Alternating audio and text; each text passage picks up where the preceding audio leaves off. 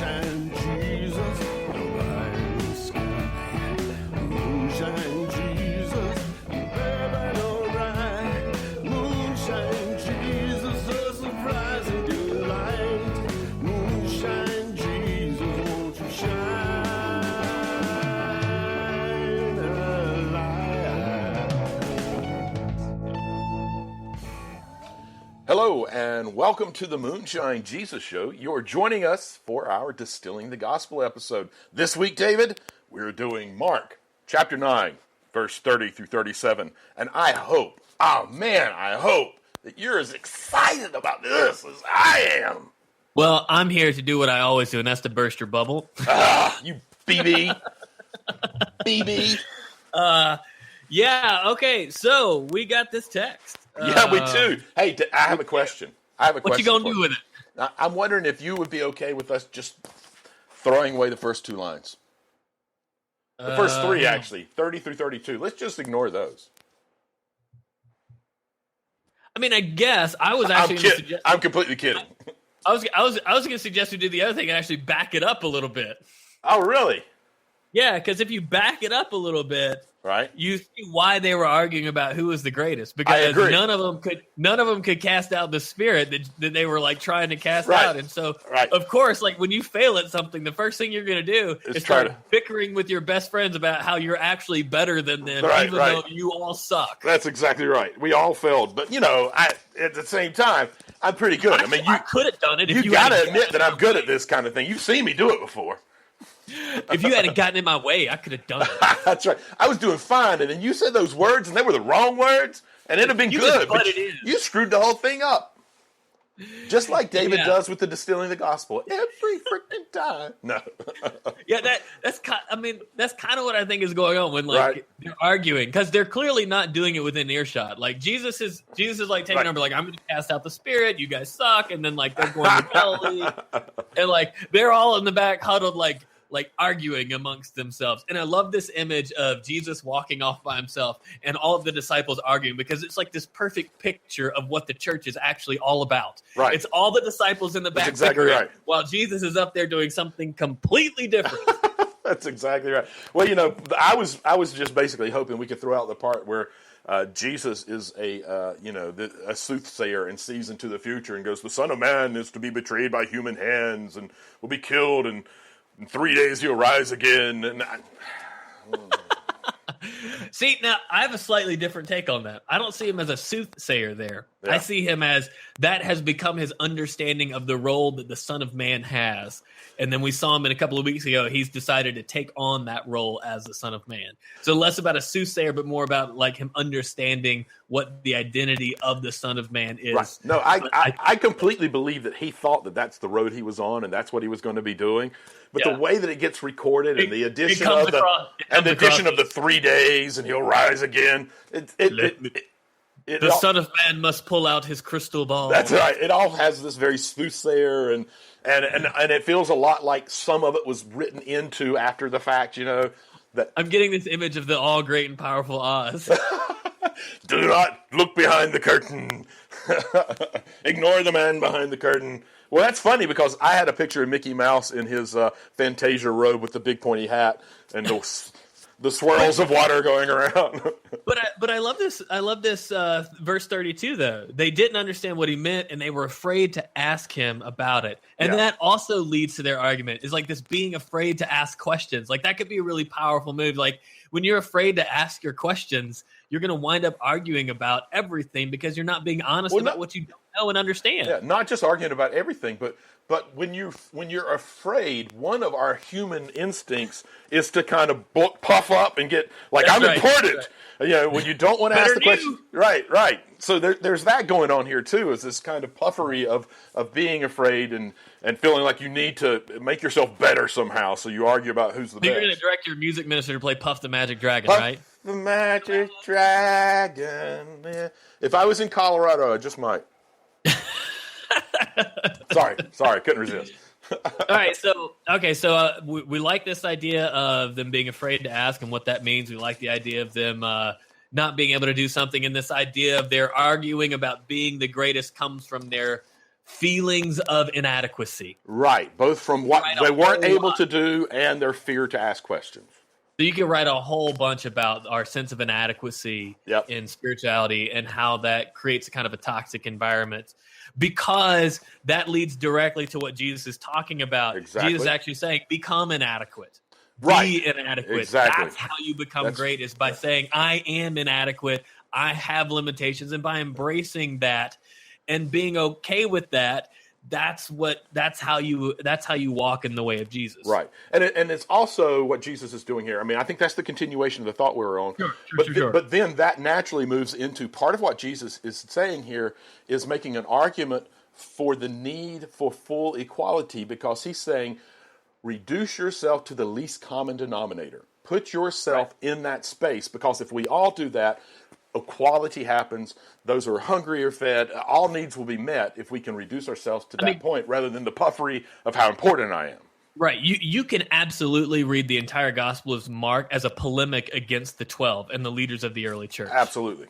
You know, and I think you're absolutely right on that. This is in a way a book that's about calling the 12, the leaders of the church, to humility and to equality, saying you need to stop acting like you're so damn important. Right. Because remember, it was about Jesus's death, and you guys were, so you can read Mark as this very stinging criticism of early church leaders, like early church leaders. This was written in what, the 50s? Mark was be a 70s, 70, 80, isn't it? I believe. I thought it was 50. It might be 60. It might be 60. Yeah. It's before all the rest of them. Yeah, it's before our time. That's right. It's before we wrote our Gospels. But before you pointed out, only a little bit before my time. Yeah.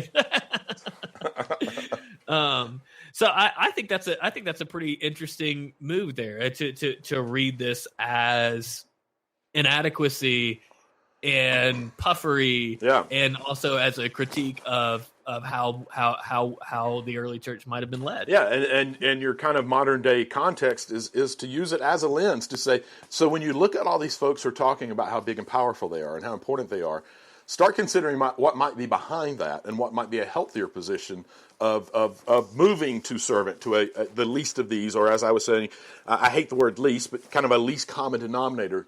Put yourself in that smallest space. I mean, isn't that every single presidential debate is an argument about who's the greatest? Oh, absolutely. Yeah. And that's it doesn't matter Republican, Democrat. It's all an argument about who's the greatest. That's a conversation we are always having, is who's the greatest. That's exactly it. That's exactly it. And that's not, that's not it. Half of the folks, no, that's not even fair. At this point, almost all the folks who are running, outside of one, would consider themselves Christian. Yeah. And so they're going to get up there and do exactly what Jesus here is kind of giving a polemic against, And on the Republican side, they would even say that they want a Christian nation, yet they want the greatest of them to be the leader. I mean, I think about how many times I've heard this conversation with my kids. Who's the greatest? You're right. Who's better? I mean, I think it's part of our fundamental human DNA. I mean, marriages fall apart over who's the greatest. Sure, or a variation of that conversation. Right. Yeah. Relationships are strained over this idea of comparing and contrast, and maybe that's what it boils down to: is this human need to compare and contrast ourselves over and against ourselves, rather than support one another. And to judge ourselves based on how poorly other people are doing. I mean, you can go in that direction too.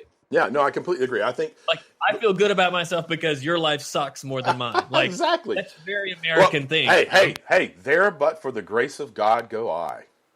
Which is basically saying I'm not there. I'm better than that. God didn't bless them, but thank God God blessed me. There but the grace of God, thank God I'm so much better than you. Unfortunately, most folks who say that don't believe that they're saying it for that reason. They're trying to be grateful and thankful. But I think the when you play it out to its full extent, that's where you end up. Because I've written about this a lot, and I get so much hate mail because I'm suggesting that. The more accurate thing is not there but for the grace of God, but I sure was damn lucky that I didn't get caught doing X, Y, Z. Or I sure was lucky that I was born into a middle-class family. Or I sure was lucky that, As a matter of fact, I think that could even be my title for this. When one of the times I wrote about this, I said, Christians shouldn't say there but for the grace of God go I. Christians should look at a person who's suffering and say, there go I. No. That ties into what we're reading here, too. Right. I think that may even be the title. I would maybe title my sermon, There Go I. Because I think it's also important when you're talking about when he's saying welcome the little children. Yeah. Like we have this very idealized image of what a child is and what a child's value is. Like it's what about the children is like this constant refrain in our society. Absolutely. And like in first century pastime, it'd be like, what about the children?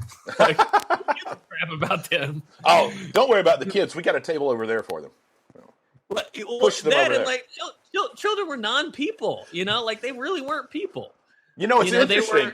This is interesting. This just came to me, and it's something to play with. I haven't played it all the way out yet, but we're talking about children here, and very recently in the lectionary, a Syrophoenician woman taught Jesus about the importance of people that he was looking down on by saying even the dogs eat the crumbs off the children's table. I think there might be some interesting connections there in terms of Jesus then turning around and saying, whoever welcomes one such as a child welcomes me. There could be this interesting connection between the two in terms of learning about how important people you might look down on or consider beneath you, pulling them to the table or sitting down where they are with them. Absolutely. I think that's a great connection, and it ties with the broader story that the lectionary has been telling. Sure. I want to come out of left field on something. Do it. Yes. And this would be probably the last thing. So if you pull back the lens on Mark and you go back, like we suggested at the beginning, and you go back to that story that leads into this text, right? There's something that Jesus says. Personally, I just want to talk about it, and you can cut me off at any point because I know we've gone on a little bit, but this is something that has always bugged the hell out of me about what Jesus says. So the disciples are trying to cast out this demon, and in verse 19, Jesus replied to the disciples, "You unbelieving generation, how long do I have to stay with you? How long do I have to put up with you? Bring the boy to me." Now, Jesus is doing this in front of people. Jesus is doing this in public. Jesus is bringing these criticisms, in the middle of the crowd, right, where the disciples have failed. So Jesus has his disciples who have failed publicly, and now he is excoriating and castigating and bemoaning them publicly. Now, if a priest did that with the priest's staff in public on a Sunday morning, we would call that abuse, right? We would. We would call that spiritual abuse, right? I think we would. Yeah, absolutely. This bugs that I understand exegetically what's going on. I understand metaphorically what's going on, all this other kind of stuff. But I still have this issue looking at this saying, if I follow Jesus in this respect, I would rightfully be fired. Yeah, this is one of my points about when people say Jesus was a kind person. Right. I say no, Jesus wasn't a kind person. Jesus was a loving person, right, and Jesus was pursuing justice. But Jesus' central value was not kindness, because Jesus was an ass. He wasn't kind. See, I think that the trick is to not try to pigeonhole in one area or the other. Sure. You know what? I think it points to Jesus was just as human as we are. Absolutely. And for me, that kind of goes against all the times that people try to read too much divinity into the Gospels in terms of Jesus. Over and over again, we're given the opportunity to see that Jesus was very human. And this is one of my sticking points of the whole fully human, fully divine. And I always argue, no, let's just stick with the human part, because frankly, I can't be divine. And so if he says and does things out of divinity, that doesn't help me, man. That doesn't help me at all. But if he was really human, if he was as human as me, if he got angry at times, if he learned at times, if he sometimes did things in public that said things that he should not have done, I can identify with that dude. So absolutely right, absolutely. And when that guy, coming back to our text, when that guy says, if you want to be important, be the least of these, that matters to me. Because if a divine person is saying, be the least of these, I'm like, yeah, well, that serves you real well. Forget you sure, you're divine. What about me? Easy for you to say. That's You've exactly. got the whole divinity thing to fall back on. That's exactly. So for me, I think the whole thing, broadening the lens and looking back, it also points to how important it is that Jesus is very human in saying, that out of his humanity, he's still able to say the most important thing is to bring yourself to the level of the folks that you might consider the lowest, and all of us operate from that place because it ultimately makes the world a better place. Anyway, I'm sorry to bring that, but honestly, in all the Gospels, that is the series of verses. That verse, Mark 9:19, is the one that causes me the most frustration and anger, and like where probably most of my like real frustration with the gospel and the discourse around Jesus stems from, because I read that and I go, that's really poor leadership, period. That's really poor leadership. And B, it borders on abusive behavior. It really does. And it bothers me to no end to see that. It almost does the opposite for me, because it comforts you? Well, I don't like that he did it, but I love that he did that because he's more human because of it. All right. I'll buy that, maybe. But it's one I've avoided writing on this subject, particularly because I think it would cause a lot of people. It would cause a lot of distress from people who read my blog, which is not a lot of people. But I'm still working this one out. So maybe I'll become like a child on this one. I think that's the best place to be with most of our text. If I ever feel like I have the answer to the text, I need to walk away. Well, I think we have gone on and on about this and other things, so we should probably release people from our ditherings. Yeah, let them be released from their sufferings. Yes.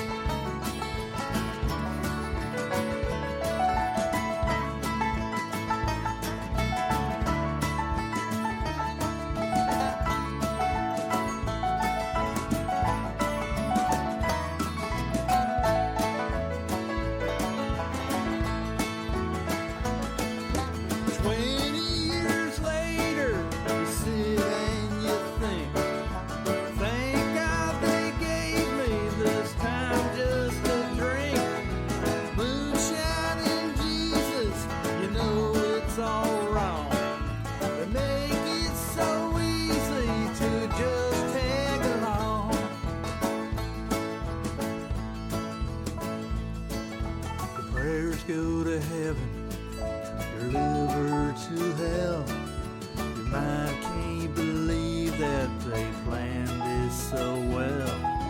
Moonshine and Jesus, yes, that is the way to get us to give up our souls every day. Yeah.